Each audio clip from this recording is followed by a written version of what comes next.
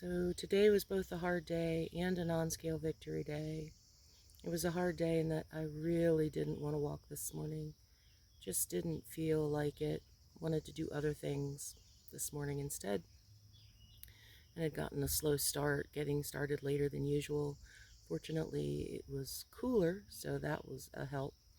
But I knew I absolutely had to walk today because I didn't walk yesterday because I had a doctor's appointment in the morning.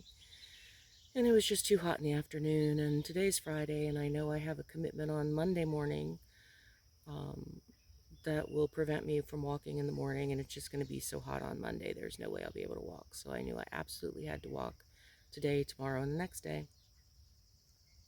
And so that was the hard part. I just really didn't want to, and I had to push myself. That's where keeping a log is very helpful. It keeps me honest, so that I don't think, oh yeah, it's okay to skip because, it's been a bit for us since I skipped, when in reality maybe it was just the day before last, and maybe it was just a couple days before that, and before you know it, you're skipping more than you realize you are. So keeping that log helps me keep track of just how many days I've walked in a particular week. And the non-scale victory part comes from today. I walked in the neighborhood, and to put things in perspective, the first time I tried to walk the neighborhood, when I could make the full loop, it took like 32 minutes. Then about a month ago, I timed it again, and it took about 22 minutes. And then last week, I timed it, and I did 2 loops, and the first loop only took 18 minutes, and the second loop took 19.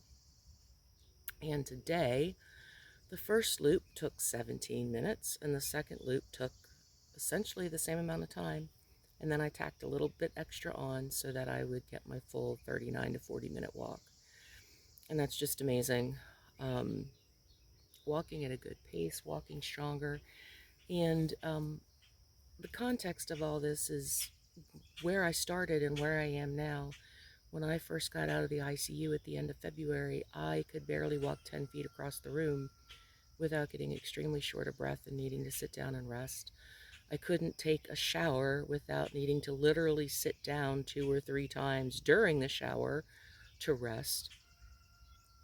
I did start walking almost immediately within a day or two of coming home from the hospital, and all I could do at the time was a lap around the living room.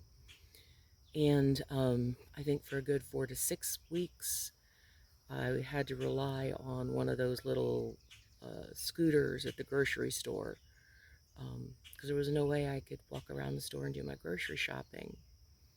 And here I am now doing 39, 40-minute walks at a really good clip, where I'm walking probably a 1.75 miles maybe on each walk.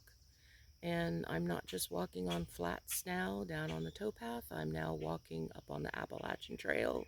So doing ups and downs, and part of how I got here is twofold. One is consistency, walking almost every day, 4 to 5, no, it's more 5 to 6 days a week. And keeping that log helps keep me on track with that.